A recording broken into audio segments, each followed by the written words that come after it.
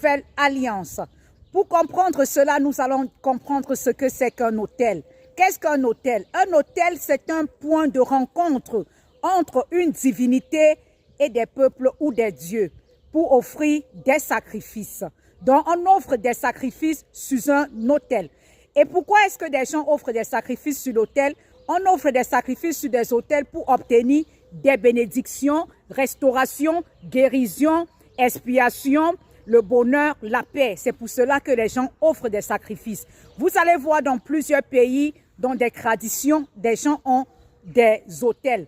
Vous voyez, dans certains pays, ça peut être une maison où les gens mettent des crânes, ils partent là-bas verser de l'huile, faire des sacrifices d'animaux. Ça peut être des gens qui le font sur les rives, devant la mer ou des petites rivières où ils vont faire ces sacrifices. Quand ils font le sacrifice, comme je l'ai dit, c'est pour obtenir le bonheur, expiation, guérison. Ils cherchent la paix. Maintenant, en tant qu'enfant de Dieu, est-ce que je dois bâtir l'autel? Oui, en tant qu'enfant de Dieu, j'ai mon autel. Où se trouve mon autel? Mon autel, c'est la croix de Golgotha. Quel est le sacrifice qui a été offert sur l'autel? Le sacrifice qui a été offert sur l'autel, c'est Jésus. C'est pour cela que Jésus est appelé l'agneau de Dieu.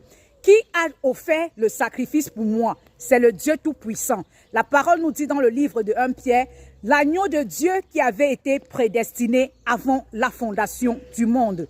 Donc, la croix de Golgotha, c'est notre autel. Le sacrifice ou offrande qui a été offert, c'est Jésus qui a été offert à la croix.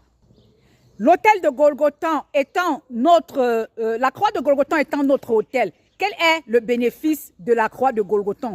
Nous avons comme bénéfice l'adoption, la bénédiction, la purification, la sécurité, la paix, la propitiation, la sagesse, la réconciliation, la rédemption. Nous avons eu également l'adoption à la croix. Il y a 21 avantages de la croix de Golgotha.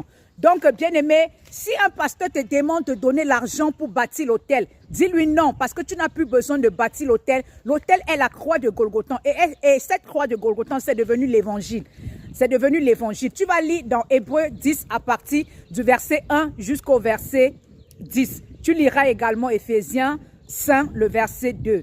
Pour mieux comprendre. Et tu peux aller même plus loin dans la lecture, tu comprendras.